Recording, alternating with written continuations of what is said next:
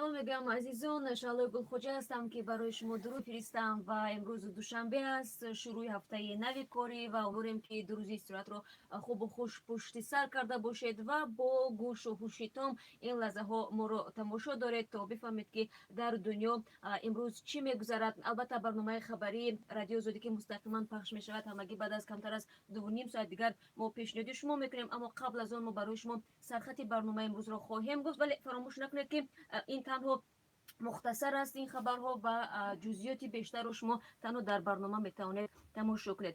Мутаассифона маҷбурем аз хабари на он қадар хуб шурӯъ кунем ки дар вилояти Хатлон, аниқтараш дар ноҳияи Вахш, дирӯз бар асари боронгариву шамоли сахт ду кӯдак ҳалок шудааст ва мутаассифона ин ду наврасе ки чӯпон буданд ба ҳангоми шурӯи борон ва боди сахт худро дар назди ҷӯйбори битонӣ пинҳон карданд, вале мутаассифона ба ҳалокат расиданд. Ҳамкорони мо аз ҷои ҳодиса барои мо навор фиристоданд ва ин наворро шумо метавонед дар барнома тамошо кунед. Ҳамчунин ҷузъиёти ин хабарро низ мо баъд аз 2.5 соат дигар пешниҳоди шумо хоҳем кард. Ва дар барномаи имрӯз ҳамчунин тафсилот дорем аз ҳалокат ё ки марги Назаров, Абдурасул Назаров ки 2 моҳи пеш ба ҳалокат расида буд ва пайвандони Абдурасул Назаров иддао доранд ки баъди як рӯзи боздошт дар шуъбаи корҳои дохилии ноҳияи Сино ва дар пайи латукуби милисаҳо Абдурасул дар бемористони Қарияи Боло даргузашт ва онҳо ҳатто ҷасадро аз хок берун бароварда буданд то ин ки шиканҷаро ошкор кунанд ва милисаҳо ба ҷавобгарӣ кашида шаванд. Аммо тавре маълум шуд ба гуфтаи бозам пайвандони Абдурасул Назаров зоҳиран дар натиҷаи як мурофиаи пӯшида яке аз пайвандони Абдурасул Назаров ки баъд аз шоҳидии ӯро боздошт карда буданд ба чанд соли зиндон маҳкум шудааст. Чуну чарои ин хабарро низ метавонед дар барномаи мо бифаҳмед.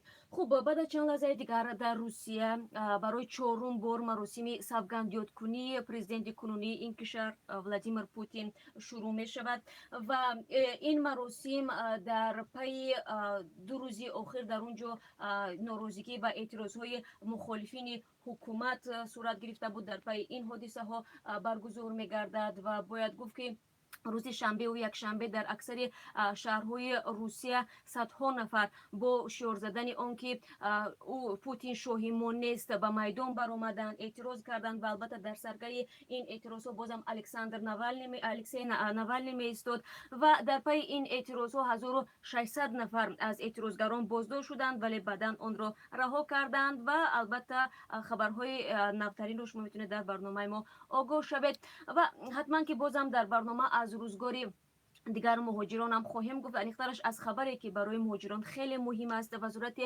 нақлиёти Тоҷикистон тасмим гирифтааст ки барои сафар аз Тоҷикистон ба Русия автобусҳои муосир ва замонавии Азиан Экспрессро ба роҳ монад ва ин тасмими вазорат дар пайи он гирифта шуд ки тӯли чанд вақти охир наворҳои зиёде дар интернет паҳн шуда буд ки чӣ гуна муҳоҷирони тоҷикӣ ки аз автобусҳои Қирғизистон ва Қазоқистон истифода мекарданд ва дар роҳ ин автобусҳо вайрон мешуданд, чунки онҳо ба талабот ҷавобгӯ набуданд ва ин муҳоҷирон саргардон мешуданд. Ва акнун вазорати нақлиёти Тоҷикистон ба муҳоҷирони тоҷик муроҷиат кардааст ва гуфтааст ки дигар ба ин автобусҳое ки литсензия надоранд савор нашаванд ва ҷони худро зери хатар нагузоранд.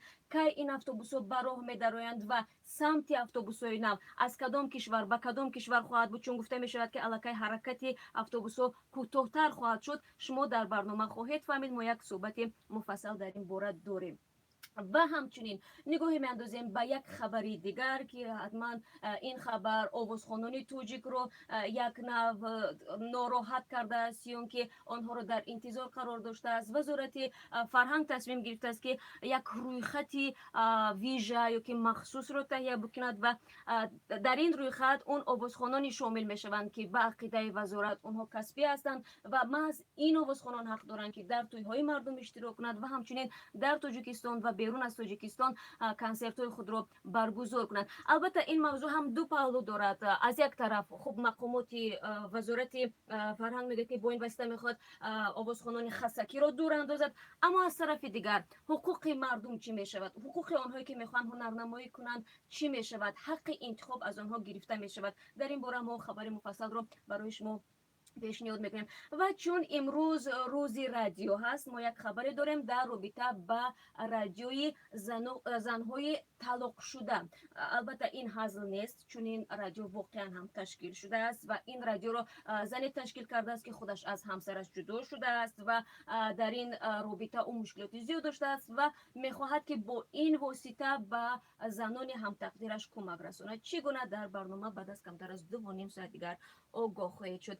البته این تنها چندی از خبرگزاری شوی ما هست، خبرهای زیاد داریم. چون همیشه پس ما رو پیگیری کنید در آزادی ویدیو یوتیوب، کانال مخصوصی ما در یوتیوب که بعد از طوری گفتم 2.5 ساعت دیگر تقدیم شما می شود و همچنین در شبکه‌های اجتماعی شما میتونید ثبت این برنامه رو تماشا کنید، همچنین در سامانه رسمی ما www.azadi.org. خلاصه همه شما رو ما منتظر هستیم.